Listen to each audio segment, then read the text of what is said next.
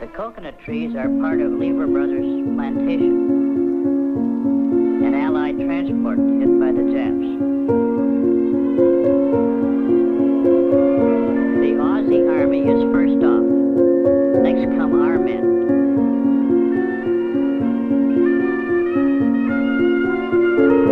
Milne Bay was wet, muddy, and malaria infested. Practically all our men had malaria at one time or another. I had it twice, along with a bout of dengue fever. Our campsite with 2 boxes and cots prior to setting up tents. Camp and fighter strip are in a coconut plantation. Note the cots with mosquito nets. An Aussie torpedo bomber coming in. These are P-39 Airacobras landing on metal matting.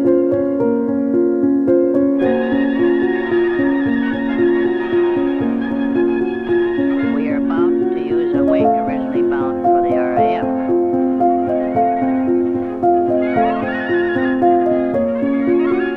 After a rain, water and coconuts. P-39's on alert. Note droppable gas tanks below belly. Dropped only on Jap interceptions. B-38 fighters landing at 3 Mile airstrip, Port Moresby. This was a twin-engine, supercharged airplane, and more than a match for the Jap Zero.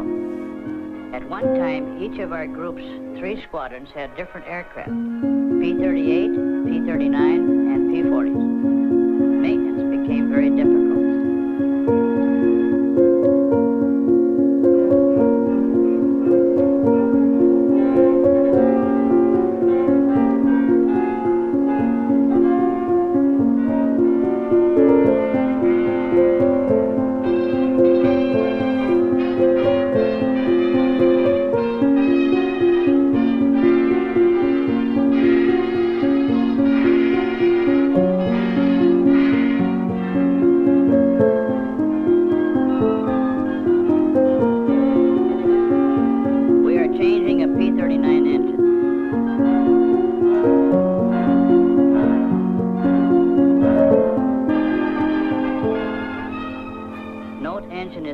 Cockpit. The engine drive shaft extended below the pilot to prop gearbox. Because of this arrangement, we fired either a 37mm or a 20mm cannon through hub of propeller.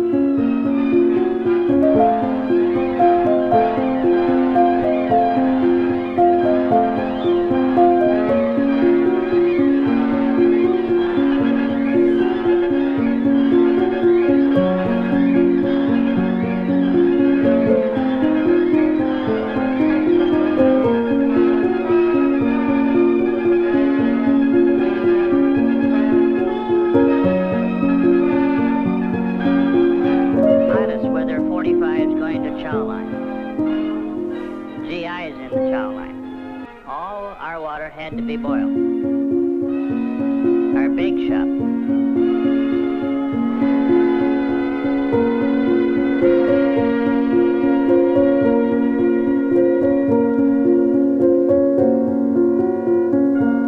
A C-47 landing on our strip. 3 young native boys.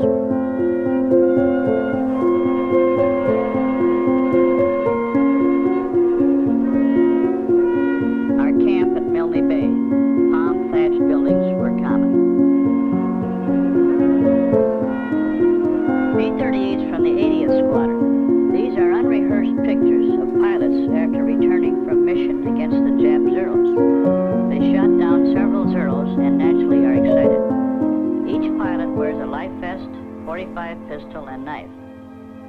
Fighter pilots were lost frequently, not only in combat, but weather and operation accidents took their toll. Flights were made of 4 planes each. We usually could get 16 P-38s available for each squadron's mission. Each squadron's complement was 25 airplanes, but rarely did we have that many.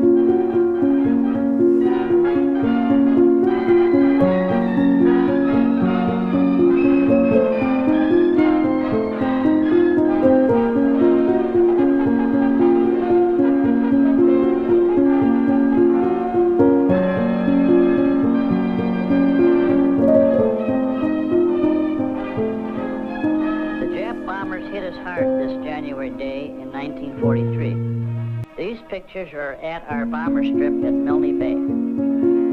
Our trucks, gas tankers, bombers, and fuel dumps were all casualties.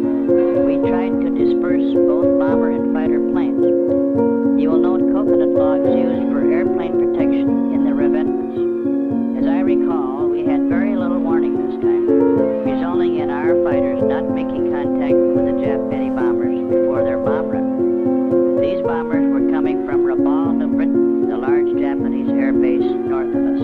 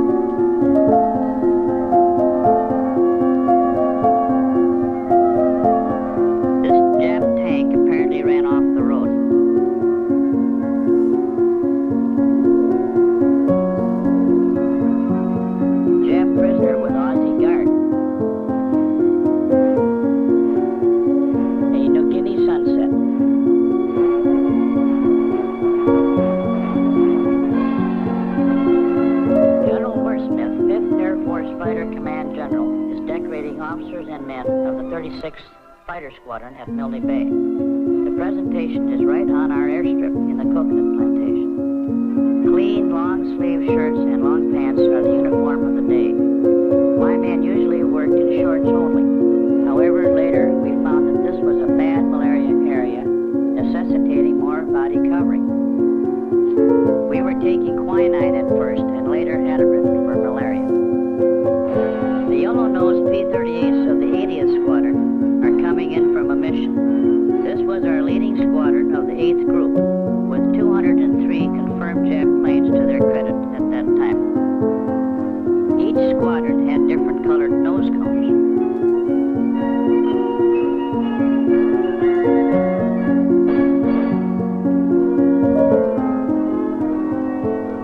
This is the result of Allied bombing and strafing at the Jap air base at Lae, New Guinea. These are Jap Zero fighters and Betty bombers.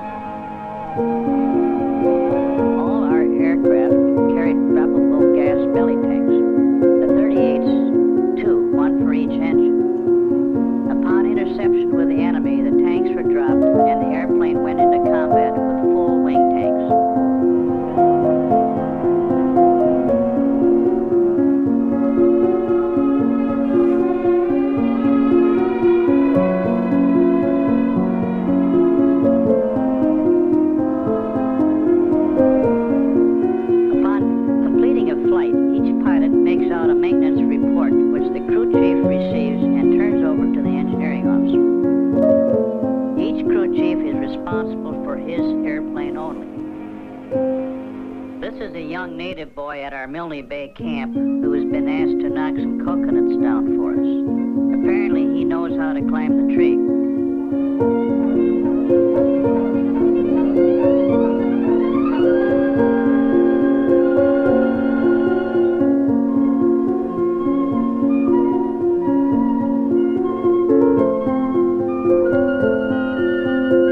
Someone told him that he would have a cigarette if he did the job. Even the natives cried sometimes.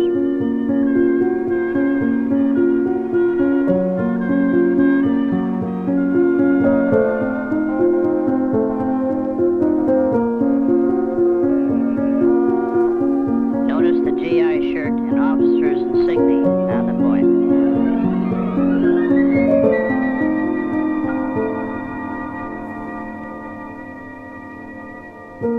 B-25 Mitchell bombers are about to take off from our airstrip at Natsap, north coast of New Guinea.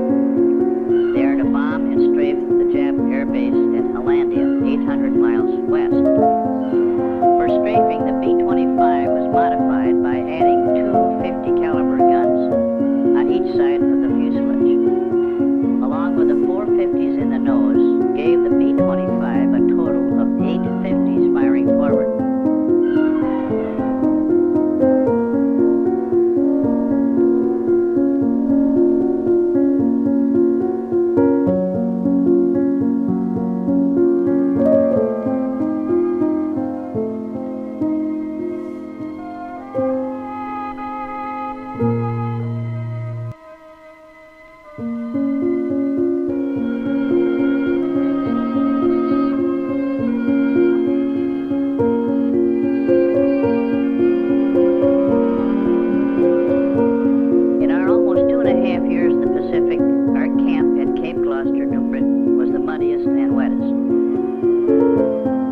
Rain averaged about 2 inches a day for 3 weeks.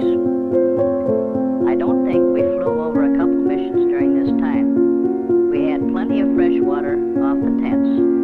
Mosquito nets on every cot were a must everywhere we went. Most of the time was spent in the tents except for chow or latrine business.